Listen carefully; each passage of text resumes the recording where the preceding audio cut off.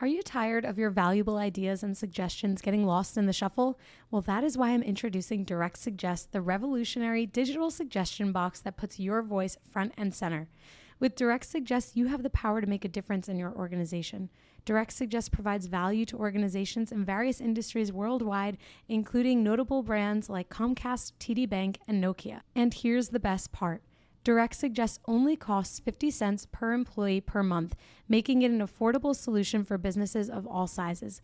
Plus, they have an incredibly high ROI and savings potential with an average 33 times return on investment. The implementation process is also a breeze. Once committed, setting up Direct Suggest from start to finish can be completed in as quickly as a week or less. Don't let your ideas or your team's ideas go unnoticed. Visit directsuggest.com today and start by making a difference with Direct Suggest.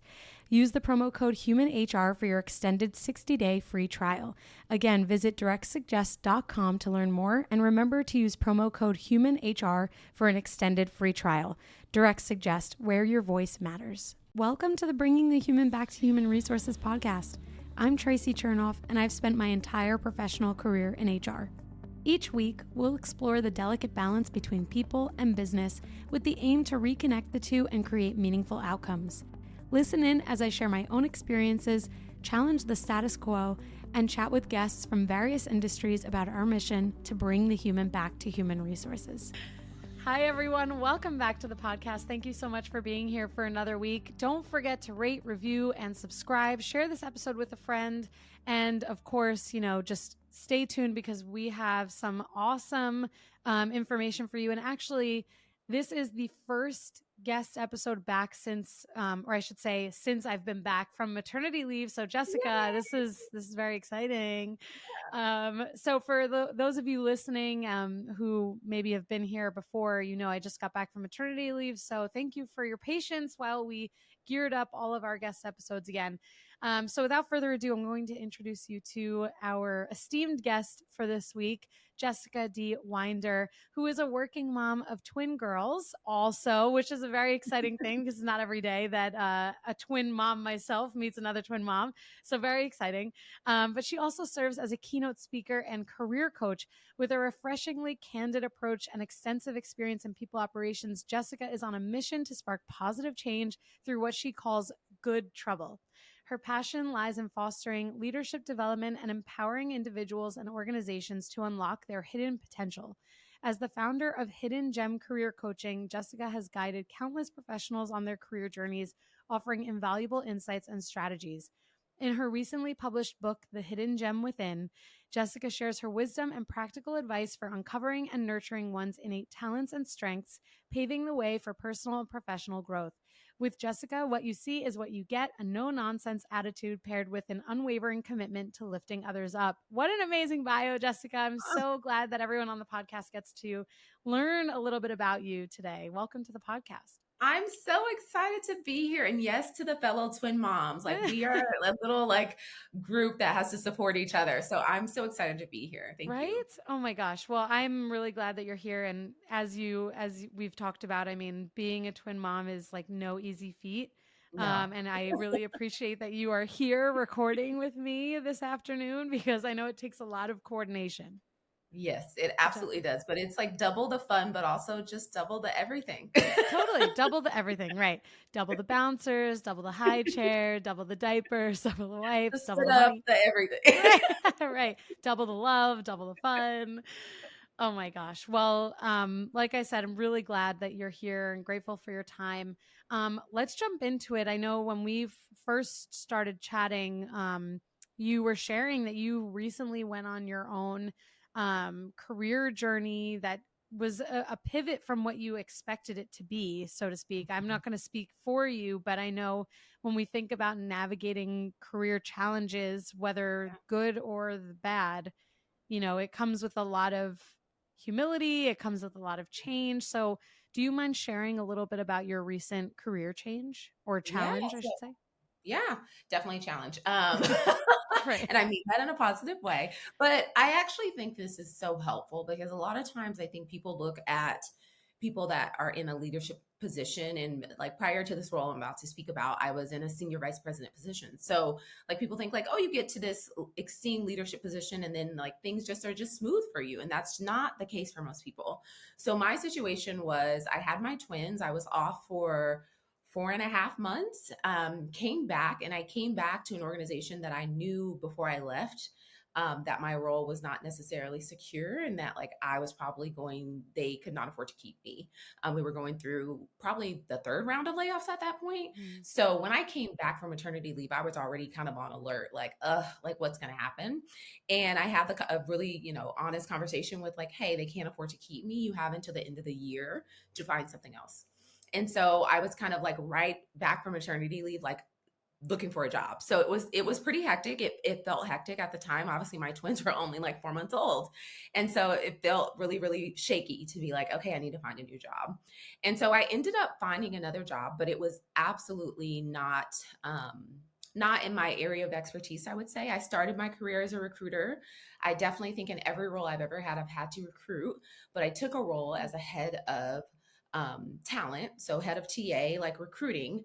And honestly, from the beginning knew that like this was a stepping stone. Like this was something like almost like a placeholder. Like that's how I actually described it to my family. Like this is a placeholder. This is not where I want to be long-term, but it's something, to be quite frank, it was like, I need health insurance. I have these twin babies. Like I need health insurance. So, and unfortunately in this country, you have to have a job. Most Right. places have health insurance, Right. it's one of those things. And it definitely was one of those situations where I had to reevaluate like what is important to me. And I always tell my clients this, like sometimes you have to do something for a short amount of time that you don't want to do long term.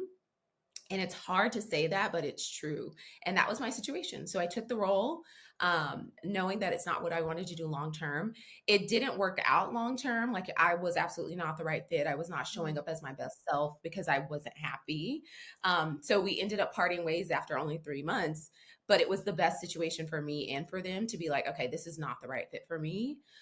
So I say all that to say my role, like everything about my life is in a pivot right now. And I mean that in a great way. One of the things I've been journaling about is just the word pivot. Like, how do I pivot? Pivoting is really hard, and Yeah. B, really challenging in a positive way, because Mhm. it does challenge you or require you as a person, whether it's you, specifically you, Jessica, or someone else, to think about what you want, what you don't want, what you like, what you don't Yeah. like. And I really appreciate you sharing that story and your background, because so many listeners reach out about, when is the right time to make a change? Am I going to be happy if I take this job that I'm not really enthused about? Or I really want to go into something else. I want to pivot. How easy is that going to be? How difficult is that going to be? What do I need to know? And when I hear you talking about journaling, that's a great practice. Mhm. I like in over the summer, I had a guest on and I was like, I'm going to journal. And I did it for a while I was pregnant. And then of course you have twins and then it's Yeah. like You, you nothing don't have time to do sticks. anything. Don't have time, barely have time to even like formulate a thought. But I'm really glad that you're journaling, because it is a great way to practice, I guess, what they call mindfulness, right? Because you're Yes. actively thinking about what you have and what you want and what you Hmm. need. And so I guess a question for you then is, when you think about the things that you really want out of your career, are they the same as what you, or are they consistent with what you thought they were, or has journaling allowed you to think differently and then now your career needs or wants look different? Yeah, there absolutely has been a shift in the way that I did it. And I don't know what book I read this in, but I read some book that talked about writing down your career crushes. So, like places that you're crushing on, whether it's a leader that's there or it's like the product of the company or like something that they're doing. It could be anything, the reason that you want to work there. And so that's what I started out journaling is like, okay, where are my crushes and like, why am I interested in these certain companies? Some of these companies, it's because I've worked for a past leader that's there and I really admire them. Some of them, I like their product. But even just writing that out became clear to me on like what I actually want to be doing. And I've never, and this is going to sound funny, but I've never never considered myself to be very, when it comes to work, purpose driven. It's very much like, Hmm. oh, I can work for any industry. I work in HR, all that stuff. But now I'm leaning towards like, no, I actually do want some type of purpose in like liking the product or liking what's going on. Whereas in the beginning of my career, I started my career in oil and gas. I didn't care about oil and gas. Like it was, but I liked the people that I worked with, you know? So I definitely think, and the older I get, the more it is important to me what the company does, which is a change. And I'm gonna be honest, I never saw that coming. Yeah, that's really interesting to hear. Yeah. I mean, I'm sure you've spoken with candidates about mission driven Mhm. companies or even like clients that you might have coached. If someone, because there are people who are specific about wanting Yes. mission driven companies. I work for a mission driven company, and it wasn't until I started working here that I thought about that. Hmm. Because, like you, I was like, yeah, I mean, I always worked in retail. I'm like, well, I'm a consumer Yeah. and I love the product that we sell. Or like when I worked at Target, I was like, it's a job. And then Yeah. I was like, oh, I actually really love Target. It wasn't like, I really love Target. Let me go work there. Yep. And so now what I'm hearing you saying is that you've uncovered this interest in finding Hmm. the appreciation or the love for what it is that the company sells or does or backs. And then it's like, okay, let me go and apply there because I love what they do, what they sell, what they promote. So it's Yeah. interesting. And I mean, maybe it's because we're in like HR roles where we're kind of serving a purpose within a purpose driven company that maybe we're not thinking about what the company's purpose is and we're only thinking about our purpose within the company. I don't know if, Yeah. maybe people in engineering are way more focused on the mission or the product of a company. Yeah. Maybe I'm just psychoanalyzing this. No, no, I agree with you. I definitely think it's something to be said there. In my 20s, I would just say I was very money focused. So it Mhm. was like, listen, if you're going to pay me, I will be HR for anybody. Like, Mhm. and now I can say I don't feel that way. I do not feel that way at all. I feel like I need to be one, very in tune with the leadership team. That's Mhm. very important to me. I've journaled about what I want my relationship to be like with my future CEO, whoever I go work with. Like, we have to be on the same page because I've been places where that wasn't the case and it was just so much resistance Totally. that I can't do that again. So that's the first thing, like the relationship with the CEO, and then like what are they actually doing and how are they impacting the community or wherever they are? That's also important to me. That's great. Do you think that becoming a mother is really the catalyst for this difference in yeah. Yes, absolutely. There's no doubt in my mind. I am of the mind frame that anytime that I'm away from my daughters, it needs to be for a reason. And I Amen to say that. that with like Mhm. true purpose. Like if I'm going to be away from them, like what am I getting out of this? Like what am I growing? Is something happening? Am I helping somebody else grow? Like if I'm coaching, like what am I doing? Mhm. So yes, it's very much my mind frame has changed. That's so profound. I feel the same way. Yeah. And I wouldn't be surprised if every new parent, but especially mothers, feel that Mhm. way because it's sacred time. Like Yeah. you don't get more time in life, and they are never as small as they are. Yes. And it's really very like tender. And so when you think of that time, like the opportunity cost of you spending time away from them, Yeah. I feel the exact same way. It's like if I'm going to step away from being with them in that moment, it has to be for something that's worth that time. And then Yes. it's like, okay, well, what is the worth? Is it Mhm. financial worth? Is it this purpose driven worth? And realistically, like the money, I feel like was the same way. In the 20s, it was all about the dollar signs. And now Yes. I'm like, okay, well, I could get paid. That's great. Or I could do something that pays me that I'm getting paid to do, but I'm actually more fulfilled Mhm. by the what and the why. And it sounds like that's basically where you are at, where you're like, okay, well, if I'm going to spend my time away from my daughters, then that time that I'm spending has to be invaluable. It has to be worth what I would be getting out of spending time as a mother. It's really Absolutely. hard. It's hard to work and be a parent. Yes. And this came up recently because I flew out. I live in Vegas. I flew out Mm, to Seattle and to basically film some content for a partnership that I'm doing. And nice. they were like, "Oh, we can fly you out the day before all this." I was like, "Oh, absolutely not. I'm flying out first thing in the morning and I am flying back for bedtime." Right. Like, Good for I was you. like, "This is what's important to me. Like, we have to make this work to where I can get there in the morning and I'm leaving that night and I want to Right. be back here by a certain time." And we made it work and it was perfect. But that was just like a prime example of like, yeah, I will travel to you, but I'm not staying. Like, I'm flying in, I'm flying out. And I've done Right. this twice in the last, my girls are 9 months. So in the last 9 months, I've done it. I've done that twice Wow. where I flew out that morning, flew back that night. But that's just a prime example of like what's important to me in my 20s. I've been like, how many days can I stay? Yeah, right. Right. Because I have friends, I've got restaurants I want to Yeah. try. I want to go and tour Seattle on your dime. Totally. Totally. That's so funny. You and I are very alike. It's Yeah. really I'm inspired because I've been asked to travel and I was talking to my husband about this and we were like, it's just we're not ready. I'm not and it was like cross country travel. I'm in New York and this was to go out to California. And I was like, any other moment of my life, I would have been like, great. When do you need me to Mhm. be there? Now I'm like, ooh, I don't know because who's going to watch them? My Yeah. husband works a very demanding job. Like I can't be away from them for that long. How will I function in a way?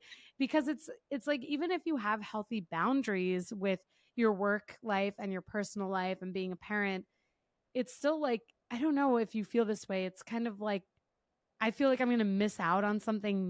major if I'm away from them for more than Yeah. 24 hours.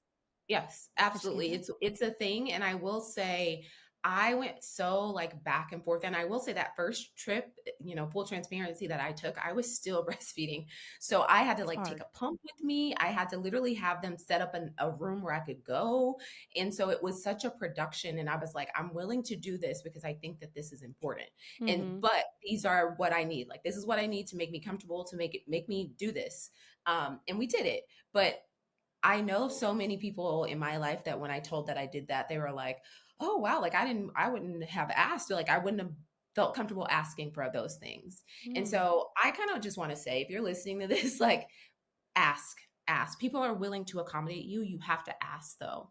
And that part of the motherhood career journey has been just a whole new facet to me of like, I'm going to ask for all these things. If you want me there, this is what needs to happen. Right. And if you don't ask, you'll never receive. I mean, No. there's the age-old phrase ask and you shall receive Yeah. because fundamentally the only person who is ever going to advocate for you is yourself. Yes. That's just, it is what it is and if people are upset by that then they just haven't learned that yet. Yeah. And I think it's really great that you knew exactly what you needed. I mean, it's really hard. There's a lot of pressure Yeah. societally, business wise, on women, especially when they return from maternity leave or when they're going out on maternity leave to act a certain way, be a certain way, come back better than ever, be able to manage everything. And even if we do those things and we manage or I should say balance or find harmony between our Yeah. work lives and our personal lives, that's a great thing. But there are so many ways in which it can all kind of like fall apart or you feel Mhm. like it's just a lot. And so I think for you to be able to articulate what it is that you needed in order to be able to make that travel beneficial for you and others, like that's a wonderful thing. I think most of the time, where people find themselves getting tripped up is when they are unable to articulate what they need Yes. because they don't know what they need before Yeah. they go through the motions of whether it's traveling or going back to work. Mhm. Like I just did a maternity leave or return from maternity leave episode for my podcast and I talked about how one of the ways in which I believe I should say it will come out this week that we're recording. So it's not out yet. Yeah. But by the time this episode is out, it will be out. But I shared that one of the reasons why I think I returned from maternity leave in a way that feels really good and successful is because I did all of this preparation Yeah. before coming back. Like I didn't dread returning to work. I wasn't like anxious about it. And it's because of that heavy lifting that you ultimately have to do mentally to Mhm. prepare for all of the changes because you are totally a different person when you Oh come yeah. back and or when you go from being just an adult to then being a parent. Like Yes. it's just so much change. Yeah, I had a coach. So I will say this. I had like a coach who was a working mom who has 4 kids. And literally she coached me before I went on leave and like to come back to work. And this was a benefit that the company had paid for Wow. through a service called Parently. Like I had like basically a mom coach. That's And it amazing. was the best thing that ever happened to me. Like she's amazing. I will forever keep in touch with her. But yeah, it was the preparation to like get my team set up because I had a team of people working under me. And so that was another thing in my role, I want to say, is that I did not know of anyone else at my SVP level that had gone out on maternity leave. So Oh, that was wow. also something that was on my shoulders of like, okay, I want to do this right because I don't want them to feel like, like I'm uncommitted and all these are things Yeah. that were going through my head. But they were extremely kind and like I had like a transition back into work plan. Nice. I was definitely set up to win. That's one thing I will say about my maternity leave. I was set up to be successful. And I know that's coming from a place of privilege because there are other people that um, were not at my level that may not have felt the same way. So I just want to acknowledge that because I do know that like leaders sometimes get things that other people don't get. And that was absolutely my case. But it definitely was a different situation.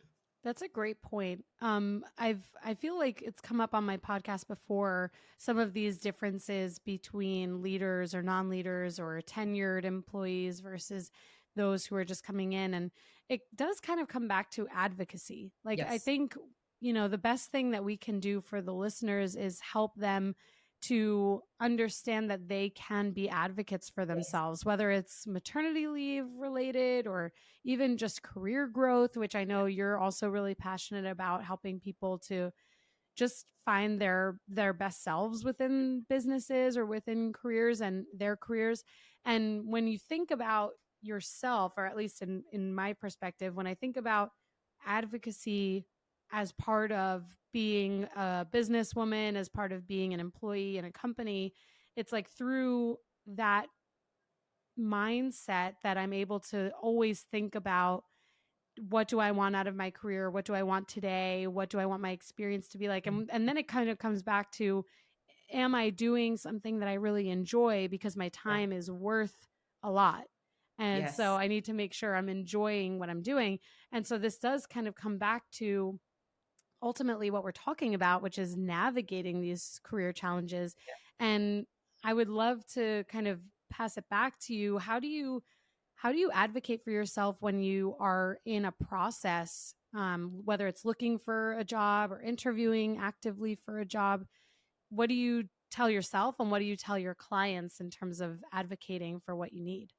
Yeah, so this is a great question because I literally just wrote a LinkedIn post that I haven't posted yet, but by the time Oh, this is up, it will be posted, where I was saying if you are a working parent and flexibility is something that is important to you when you're interviewing, ask like at the very end, normally you can ask to speak to someone, it's the final rounds, not at the beginning, at the end.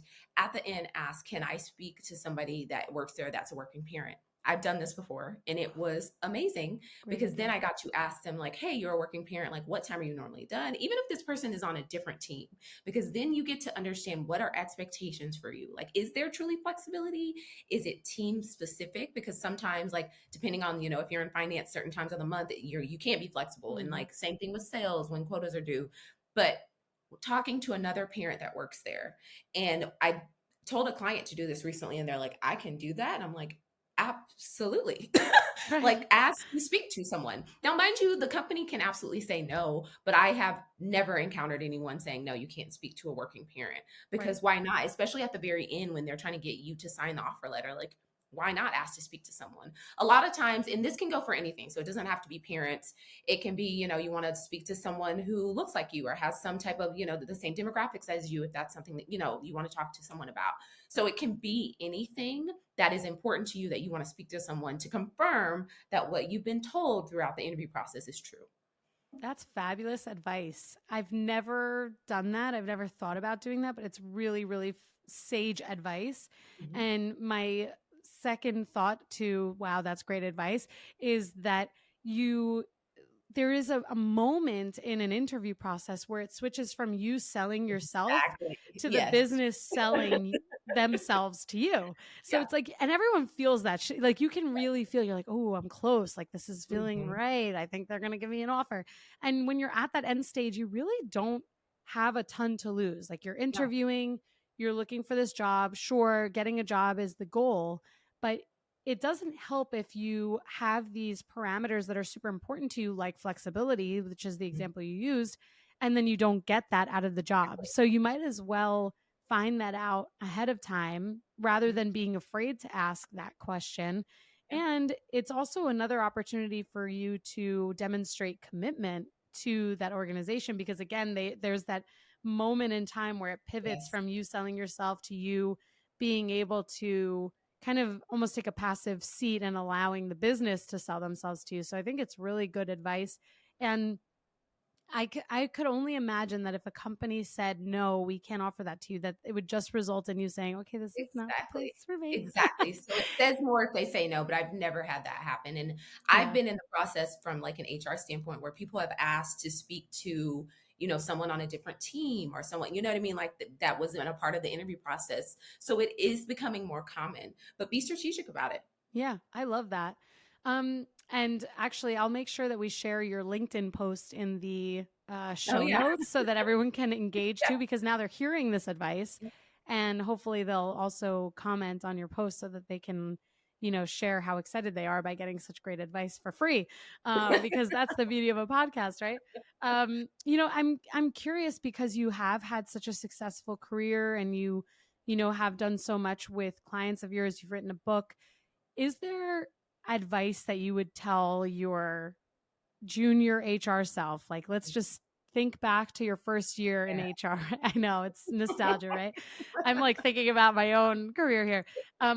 Is there anything that you would tell yourself, whether it's advice or do's and don'ts, that you feel you wish you had had at that stage in your career in the beginning? Mm. I think what I would tell myself if I went back to, like I said, I started in oil and gas, and I absolutely had like a great mentor in that role. I wish I would have asked to basically go shadow different departments. So I wish I would have spent some time in finance, spent some time in operations, all of that stuff, because I now, 13 years later have learned all those different departments and understand like how like they impact the business. But young Jessica did not understand that. I just knew like I'm in HR, this is my box, I'm going to stay in my box. So to younger people or people that are just getting started in HR, you're doing a career pivot, that's my go-to advice for every single person is you have to understand all aspects of the business and how the business makes money. And if you don't, then employees are not going to respect you. And so that's what I would have told young Jessica. Like you got to understand it all. Yeah. It's another piece of great advice. When people in HR know the business, they automatically have almost this camaraderie and a rapport that's built into their relationships because they're taken more seriously. It's like, oh, you know about something Yes, that I wouldn't expect HR to know. This is great. Let me actually listen to half the things that you're about to talk to me exactly. about. It Yeah. really is. It's a really great point. And also when you get to the place where you're in that role where you can start affecting change or making decisions, you have much more information now, much more data to be able to make more sound decisions. It's Yeah. good I have a advice. funny story about this. Tell So me. when I lived in Chicago, I worked as the first HR director for the biggest crime scene cleanup company Oh in the my God. world. So, and as you know, a lot of crimes are committed at night. So Yeah. the field techs would be out at night, and the way that it would work is like a crime's committed, the police come, and people think like the police clean it up. They don't. So that's a private company that comes and cleans up the crime scene wherever it is. And so when I started there, my first month, I was like, I'm gonna go out with the field techs. Like I'm gonna go out with you Oh guys. my Like, gosh, and Jessica. so I did, and I got so much respect for them. Literally, they told me like they were like, "We worked here for years. We've never even met an HR person. Like, we didn't even Wow. like you guys because there was a head office, and then the field techs worked out like at night. And for a whole month, I went out with them to crime scenes. Now, mind you, I did not clean up because I'm not a tech because I'm not trained in all of that. Right. And like the hazmat suits and the whole thing. But I did go out with them and like was out with them. Like I would go out starting at like 9 o'clock till, probably like 3, 4 in the morning. and be out Wow. with them at crime scenes and like talking to them and just like having them get to know me. And the amount of respect I gained from that day forward, when I started a new company, I'm going to, whatever we do, I'm going to be there because I want to understand. So when I went and worked in retail as HR, I went and worked in the store, Mm-hmm. like, Mm-hmm. you be a cashier, be stocking, because you get respect that way. But yeah, that's my claim to fame, is that I That went out with the crime scene text. that is I I I I have so many thoughts. Like the first thought, which is like the HR thought, which is you absolutely getting the buy-in from the team. You don't get that time back. 100% Yeah. best way you can invest in those relationships. So I totally Mhm. agree, because in the frame of like retail, agreed. You spend time in store, you get a ton of respect that way. My second thought, which was really my first thought, was like, holy crap. That's like, oh my gosh. That's like, if anyone's watching the video, you saw my face. I was like, control the face, Tracy. No, literally, yeah. A crime scene cleanup company. I was their first HR person. Can I just, I mean, first of all, kudos to you, because as important as the buy in is, I don't know if I would have the strength, Yeah. because I would be really afraid. Honestly, Yes. like you think of like crime scenes, like you immediately you're like, okay, the Yeah. worst case scenario, it's a murder, Yeah. and it's like that, and then you have to see that, and then you never get the thought of that out of your brain. Yeah. So it's like my question to you is like, you were on the scene with them, or you stayed in the van, like you were? I stayed in the van. So I, Okay, I also got more respect because I was like, listen, I respect you guys enough to know that I can't do this. And yeah, most of the employees there were ex-military, ex like sure. ambulance, and you know what I mean? So they like were used to this. They knew And what I they're. literally told them, like, I'm not your girl. I'm here to Okay, support you guys, but I can't go in there. And they okay. were like, no, get it. Please don't. We don't want to have to clean up your throw up. Like, Right, right, right.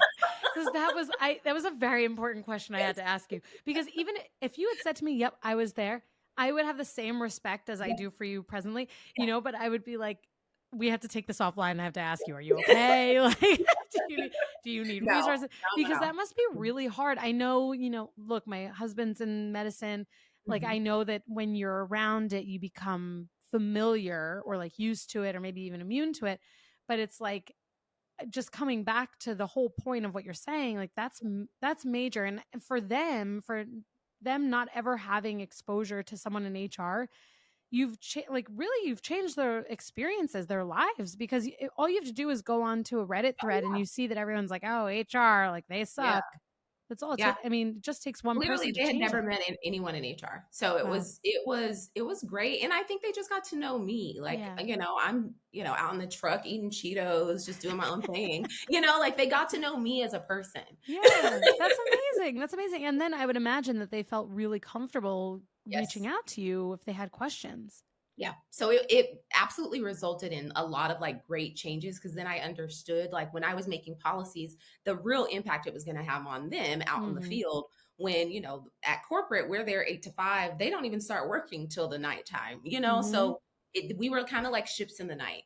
So I strongly suggest you have to know the business. Not saying you got to go in the crime scene, but you got to know the business. That's amazing. I think that is an article in and of itself. You should Yeah. get that story to print if it's not published already. I think that's amazing, and it really is a testament to the type of leader that you are. And hopefully it comes up on any interviews that you do, because I think if I were interviewing you and I heard that story, it's like you get all of the information that you need about a person in that type of story, because Yeah.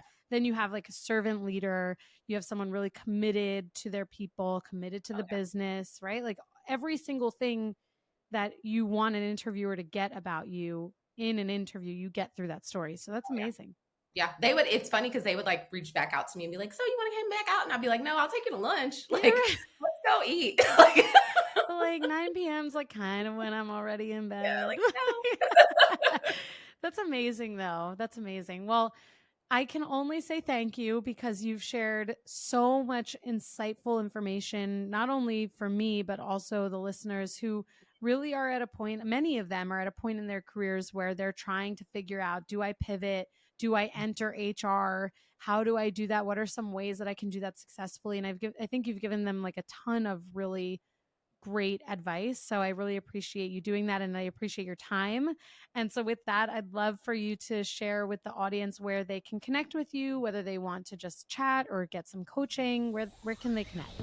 Yeah, absolutely. So I would say I post every day on LinkedIn. That's like my favorite social media is LinkedIn, which I know makes me sound like a nerd. I don't care. So LinkedIn, and then my website is HiddenGemCareerCoaching.com. And so those would be the best two places. And I would love to hear from you guys. If anybody wants to chat, I'm always open. Amazing. Thank you so much for being the first guest since coming back. Welcome back. Thank you. Thanks so much.